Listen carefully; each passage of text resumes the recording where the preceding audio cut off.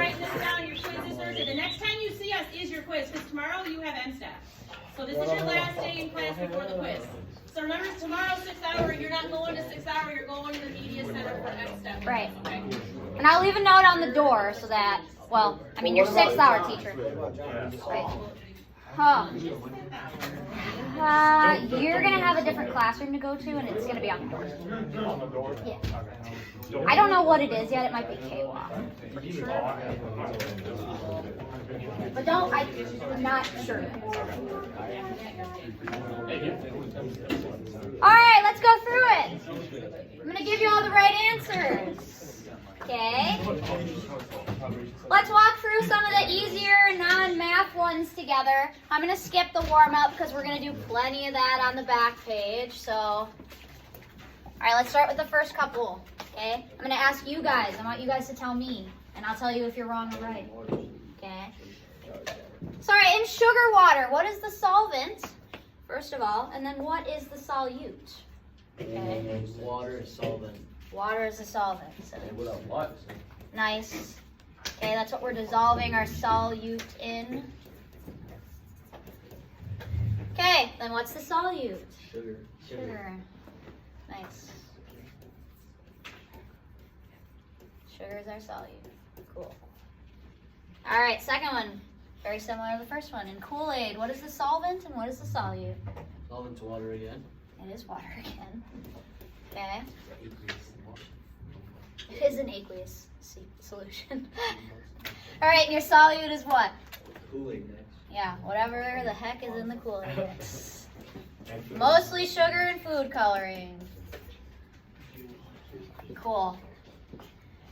All right, so what is meant by the guideline like dissolves like? So what are we talking about here? Polar dissolves with polar, non-polar dissolves with non-polar. Right. Is that what you're going to say, Levi? What's cooking? Yes. I'm not going to write all that out, but this means polar molecules, okay, will dissolve in a polar solution, okay, and non-polar will dissolve non-polar. All right. So looking at number 4 here, which of these molecules would dissolve in water? Which one? And why? I said You said B. B, why? yeah. Yeah, because it's polar. Yep. Yeah, the rest of these are all non-polar. Okay. Okay, your polar molecules are not going to have symmetrical sides or the same sides or even the same molecules all around. Okay. So A and C here have the same, and they're symmetrical, so they would be non-polar. Cool. All right. Moving on to our graph here. Okay. How many grams of potassium chloride will dissolve in 100 grams of water at 25 degrees Celsius? So somebody tell me what I'm supposed to do here to figure this out. What do I need to do? Look at the graph, step 1. Okay, what am I looking at on the graph first? Okay, I'm 25, okay. And then I'm finding what? Potassium chloride? Okay. Oop, I'm gonna accidentally move that. I don't know if I can touch this. 25. So what is it at approximately? 34. 36. Oh yeah, 34 exactly. So, It's just approximately. oh no, what's going on?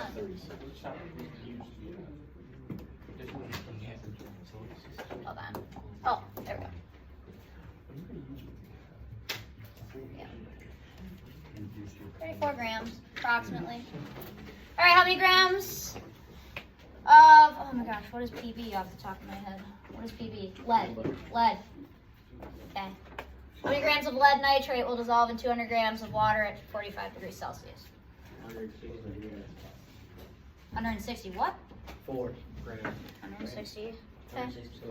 So we're at 80, essentially, right? Well, okay, you're at 80 when you're looking at the 100 gram chart. But since you have 200 grams, you gotta multiply it by 2. Okay, so that's where you're getting your 160. right? So you have 200 grams here, but there's only 100 on your graph, so you gotta multiply it by 2. All right, how many grams of potassium chlorate, okay, will dissolve in 100 grams of water at 30 degrees Celsius? What did we find? 10? Approximately 10, I'll say.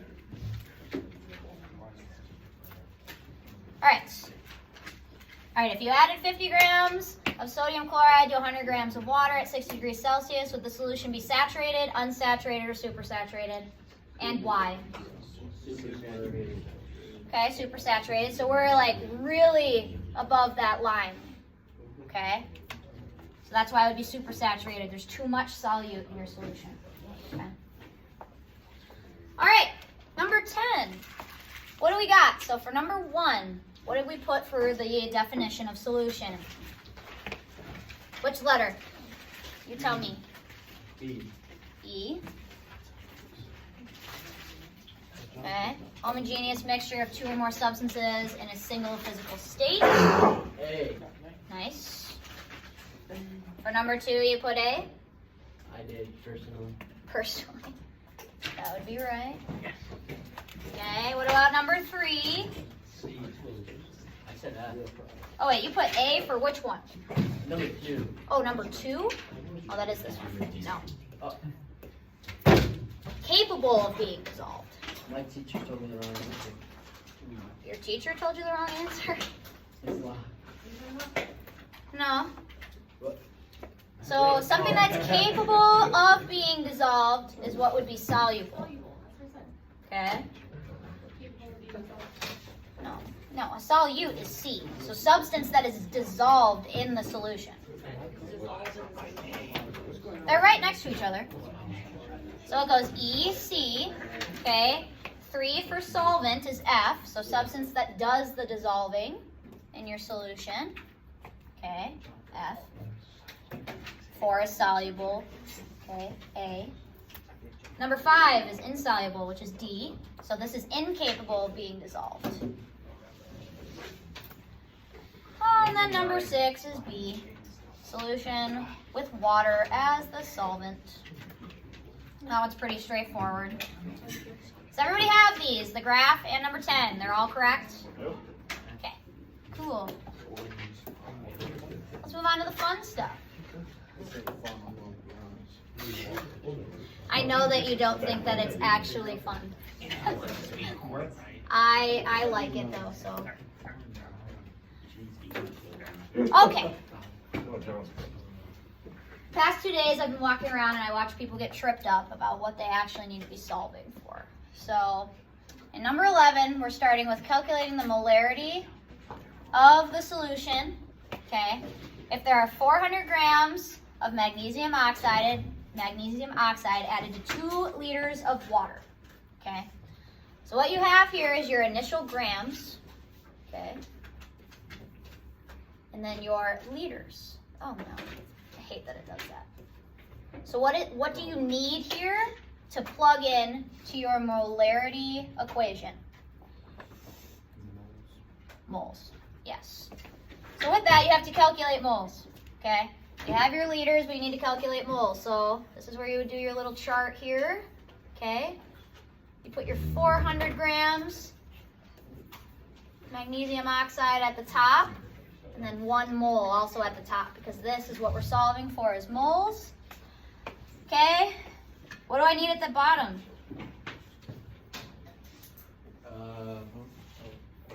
I need to find the MgO. Okay, so grams of magnesium oxide? Yeah. Okay, yeah, 40.31 Yeah. grams, okay. And in calculating this, what did you guys get?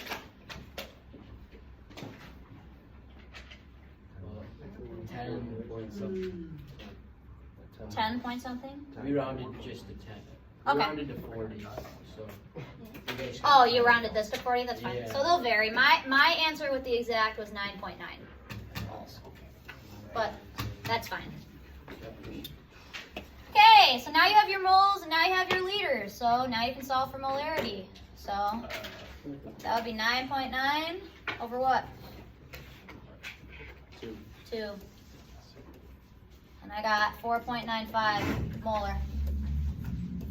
My final answer. So something in that vicinity, okay? Find the way. No. Yes? Okay. Okay. Alright, find the molarity of the solution made up of 7.2 moles of copper sulfate, okay, dissolved in enough water to make 0.33 liters. So this one is very straightforward because you already have your moles and you already have your liters. So you're just plugging into your molarity formula. 7.2 over 0.33. Okay. What do we got? 21.8. Yep. Approximately 21.8. Yep. Molar. That's important. Okay. Nice. All right, onward to number 13. Okay, this is where people I've seen get tripped up. Okay. So again, you're solving for your molarity here, but your volume is in milliliters. So those need to be in liters, right? For molarity, you need to have liters. Are you okay over here? Yeah. Okay, are you guys okay over there? Yep. Okay. Does anybody want to come up and solve this for me? No. And talk me through it? Oh, okay. So maybe we should stop talking. Okay. 350 milliliters is equal to what? 0.35. Cool. Liters. 0.35 liters. Great. Okay, so then you're just dividing again. Your 5 moles over 0.35, and what'd you get? 14.3. Yeah. 14.3 molar. Cool. All right. How many moles are in a solution with 7.4 molar concentration containing 5 liters? So here's where we're doing the opposite. So we have the final solution, okay? Jeez. Okay. Equal to number of moles over 5. So now we have an equation we can solve for. If you kind of struggle with the conceptual, you need the number of moles, you can always just replace that with x for the time being. That's what used to help me so that I knew what I was solving for. So what we're doing here is you're solving by 5 on both sides. And what'd you get for your moles? 37. 37. Nice. Cool. Okay. Does everybody have this?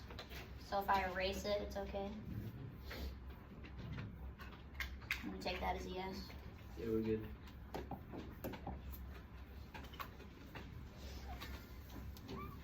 Okay. Oh, you can't see 16, but I'll read it to you. So for 15, we're now using our dilution formula, okay? So in this instance, we're going to be solving for M2. Why? Because you have your V1 here and your M1 here. And then you have your V2 here, but you do not have your M2. So that's what you'd be solving for. So this is a plug and chug equation, as they would say. So you would be putting in your 2.3 molar times 700 is equal to M2, or if, like I said, if you want to just put X there, that's fine, times 912 milliliters. So what do we get when we solve this? What did we get? 1.77. 1.77, you said? Okay, yeah, 1.8. So you'd multiply these two together, and you would divide by 912. So 1.8 is what I rounded to. Okay. Can't really see number 16, but did everybody get it? Did everybody get the number? Okay, what did we get? Huh? 7.5, and you were solving for what? Molarity, yeah, M1. Yeah. Yeah, nice. Okay, did everyone get that? Just want to make sure we're all on the same page. M1 equals 7.5. Nice. Okay, good work. Seems that we're gonna get a partner quiz on Thursday, so or you can work alone. That's your choice too. Yeah, you don't have to have a partner. Couple things. If you want to partner up with someone who doesn't usually